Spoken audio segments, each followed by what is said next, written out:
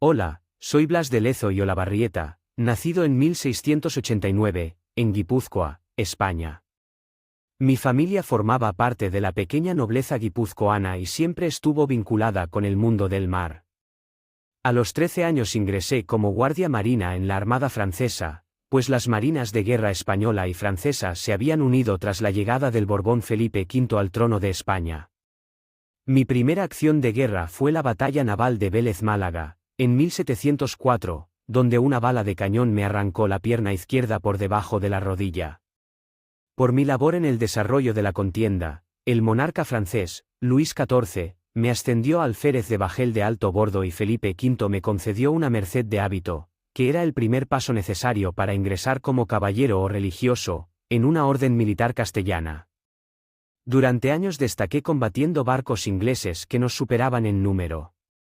En una acción contra navíos de la Armada de Saboya, fui herido en el ojo izquierdo por causa de una esquirla y perdí completamente la visión. Posteriormente fui destinado al puerto de Roquefort donde apresé un total de 11 barcos enemigos.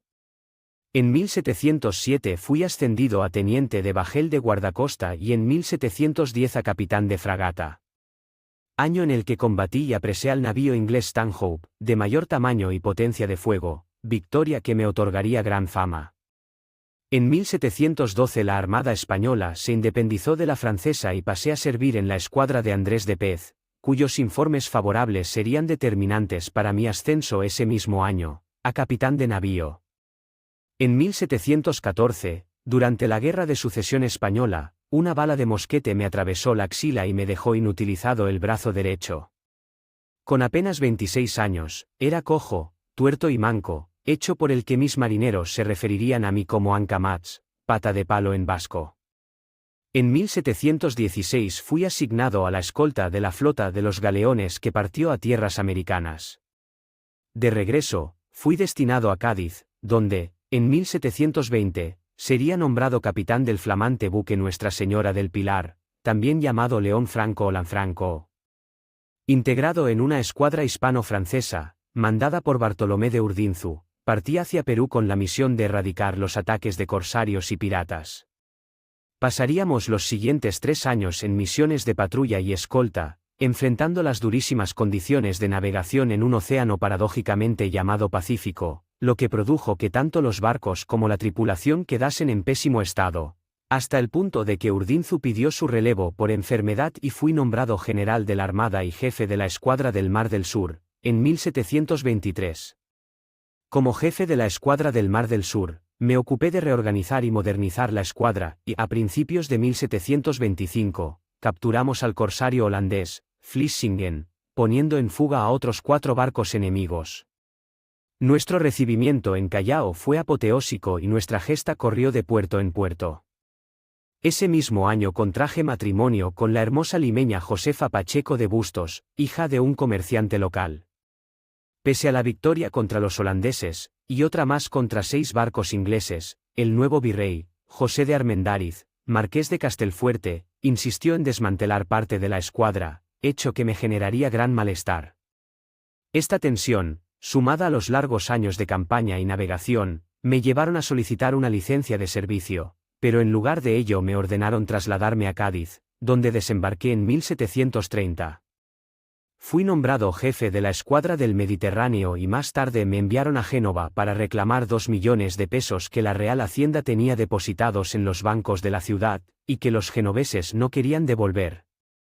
Una vez allí reclamé el dinero a una delegación del Senado. Fue entonces cuando me dirigí al reloj de arena que se usaba para marcar las guardias, y dándole la vuelta exclamé: si cuando caiga el último grano de arena no están embarcados los 2 millones de reales, procederé a bombardear la ciudad. Antes de concluir el plazo, los 2 millones estaban en las bodegas de mi nave, tras lo cual di orden de zarpar. En 1732, me desplacé a Alicante para unirme a la expedición española reunida para recuperar Orán, al mando de Francisco Cornejo. Vencida la resistencia, nuestras tropas entraron en la plaza de Orán. Escasas semanas después de haber zarpado se produjo un contraataque apoyado por 9 galeras del Bey de Argel, por lo que tuve que regresar con refuerzos y consciente que la amenaza contra Orán persistiría mientras la flota enemiga no fuese destruida, me dispuse a perseguirla. En 1733 la encontré fondeada en la ensenada de Mostagán, en la costa de Argelia, defendida por 2 fuertes artillados. Tras una dura pelea capturamos la nave almirante argelina, incendiamos el resto de sus buques y destruimos los fuertes que había en tierra. Tras la victoria, pasé casi 2 meses patrullando la zona, hasta que a bordo del barco, se desató una epidemia de calentura, caí enfermo y tuve que regresar a Cádiz, donde hube de guardar cama durante una larga temporada. Pese a mi extenso servicio a la corona, mi situación económica seguía siendo muy precaria, pues aún se me debían mis sueldos de la época en que había sido jefe de la escuadra del Virreinato de Perú, los cuales no me serían pagados hasta 1737, no sin tener que entablar varios pleitos. Mientras tanto mi carrera seguía en ascenso, siendo nombrado teniente general de la Armada y siendo destinado como comandante general del departamento de Cádiz en 1734. 2 años más tarde fui trasladado a el puerto de Santa María como comandante general de los galeones, siendo el responsable de la seguridad del comercio atlántico. Tras tener que luchar contra la burocracia para encontrar tripulación y reparar y pertrechar mis barcos, zarpamos finalmente hacia Cartagena de Indias en 1737. Cartagena era conocida como la llave de las Indias, pues aparte de su relevancia comercial, era también la clave geoestratégica de América del Sur al estar comunicada por el Canal del Dique y con el río Magdalena, por el que se accedía al interior del recientemente reinstaurado Virreinato de la Nueva Granada.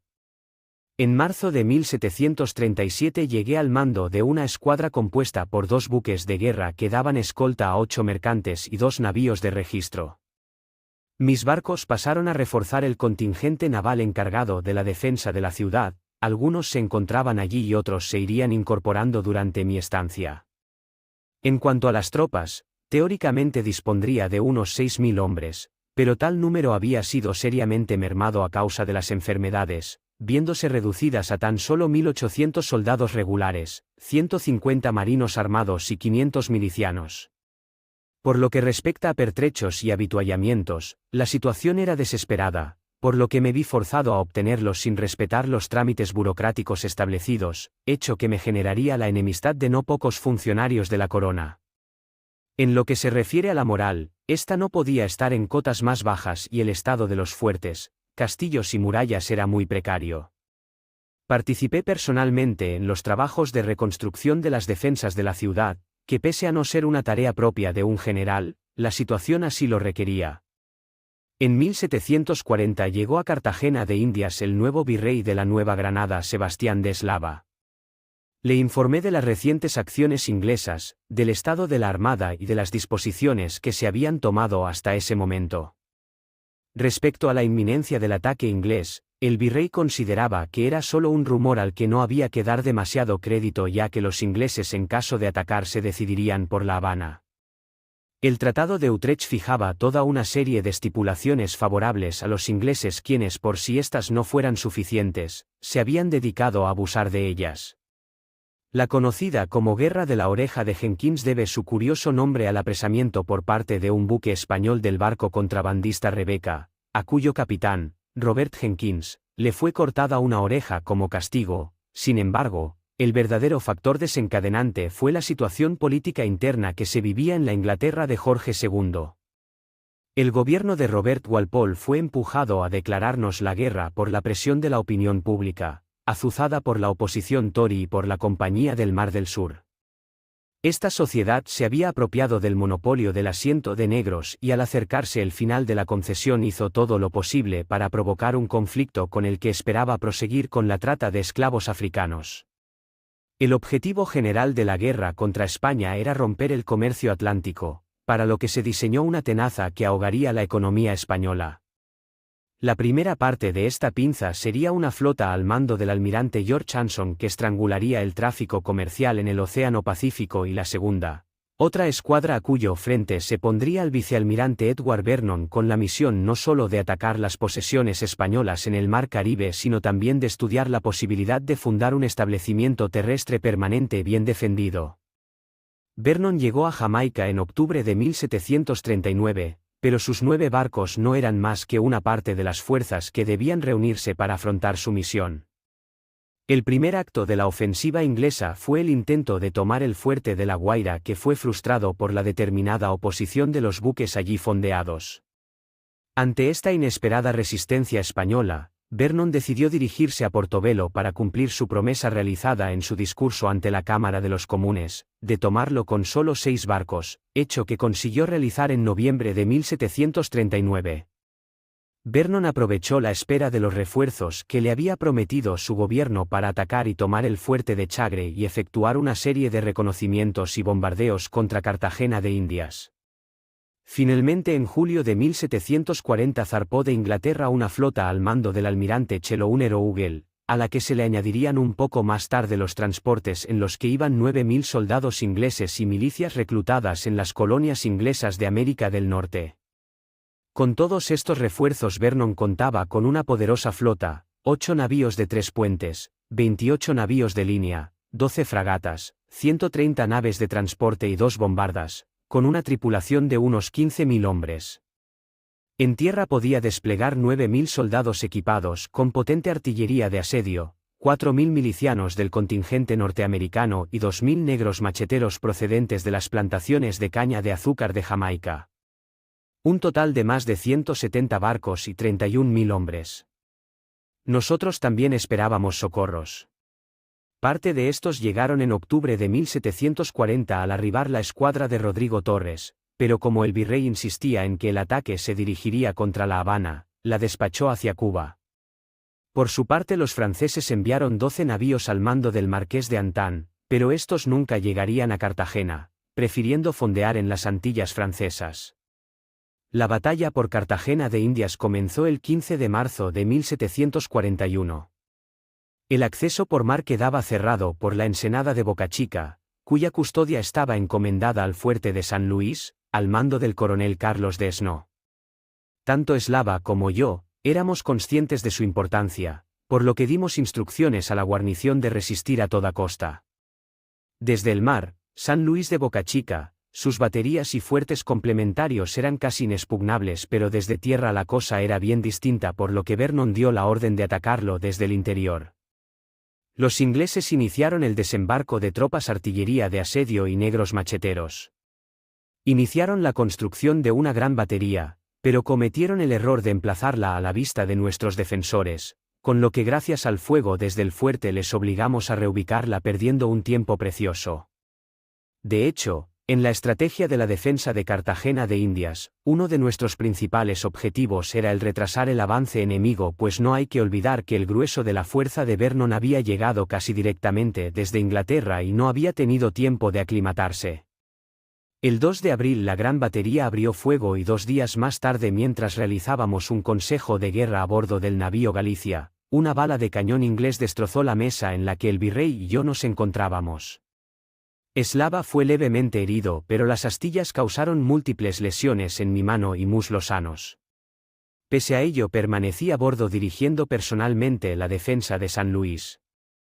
El día 5, ante la proximidad de la caída del castillo, decidimos abandonar la fortaleza y hundir parte de nuestros barcos en la entrada de Boca Chica para impedir el paso a la escuadra inglesa al interior de la bahía. Lamentablemente, la operación fue mal ejecutada y el Galicia fue apresado por una lancha inglesa, quedando el paso libre para el invasor. Los ingleses se hicieron dueños de Boca Chica, pero el precio pagado había sido muy elevado: más de 1.500 muertos, gran cantidad de heridos y numerosos barcos inutilizados o seriamente dañados. Vernon, creyendo haber abierto el cerrojo de Cartagena, despachó a Inglaterra la fragata Spence con la noticia de su inminente caída. Tan seguros estaban en Londres de la victoria de Vernon que mandaron acuñar medallas conmemorativas. Pese a mis heridas, logré inspeccionar a caballo el estado de las defensas. Los ingleses continuaron desembarcando hombres y pertrechos para el asalto final, al que solamente se interponía el castillo de San Felipe de Barajas. En la madrugada del 20 de abril, una columna de soldados al mando del coronel Guimard partió hacia las murallas de San Felipe, pero cuando llegaron descubrieron que sus escaleras no llegaban al borde de las murallas, pues no habían tenido en cuenta que previamente yo había ordenado cavar un profundo foso de protección alrededor de todo el perímetro. La suerte de otra patrulla asaltante a las órdenes del coronel Grant fue aún peor, pues nuestra guarnición salió a su encuentro y la derrotamos tras un duro combate.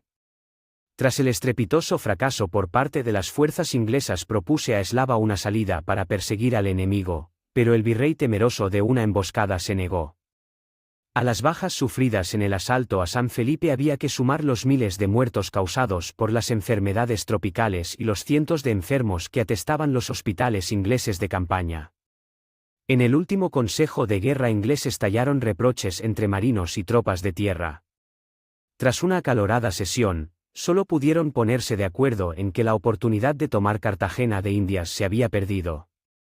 Así, el 20 de mayo de 1741, la armada de guerra más grande que nunca haya atacado tierras del continente americano, levaba anclas para alejarse definitivamente. Contra todo pronóstico conseguimos resistir el ataque sobre Cartagena de Indias. 6 navíos de guerra y menos de 3.000 hombres detuvieron una fuerza invasora de 50 buques de guerra, apoyados por otras 120 naves y 30.000 hombres. Las pérdidas sufridas en buques, 6 naves incendiadas y entre 17 y 20 tan dañadas, que provocó que el gobierno británico tuviera que dedicar todas sus fuerzas a la defensa de las islas británicas, abandonando cualquier intento de expansión más allá del Atlántico Norte y el Mediterráneo.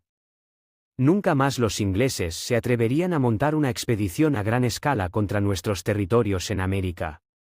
Una vez zarparon los ingleses, volví a tener un nuevo enfrentamiento con el virrey Eslava, hecho que desembocaría en el envío de una carta al rey pidiendo que me castigasen duramente. Pese a los informes favorables por parte de mis superiores, la carta del virrey había dado su fruto. El rey, por medio de una real orden fechada el 21 de octubre de 1741, me destituyó y ordenó mi regreso a España para recibir mi castigo. Sin embargo, ya era tarde, pues durante la mañana del 7 de septiembre de 1741, mi cuerpo había sucumbido a las heridas recibidas en la defensa de Cartagena de Indias. Siendo este el fin de mi larga carrera al servicio de la corona. Muchos de los que participaron en los hechos fueron premiados. A Eslava se le concedió el título de Marqués de la Real Defensa, el coronel de ingenieros Carlos de Snow fue ascendido a brigadier e incluso al vencido Vernon con el paso de los años se le levantaría un monumento en la abadía de Westminster, panteón de los héroes británicos. A mi persona, por el contrario, solo mi muerte me salvó de tener que enfrentarme a mi destitución y castigo. Mis restos descansan junto con los de mi mujer, en el convento de Santo Domingo en Cartagena de Indias, actual Colombia. Mi figura no sería rehabilitada hasta muchos años más tarde, gracias al empeño de mi querido hijo.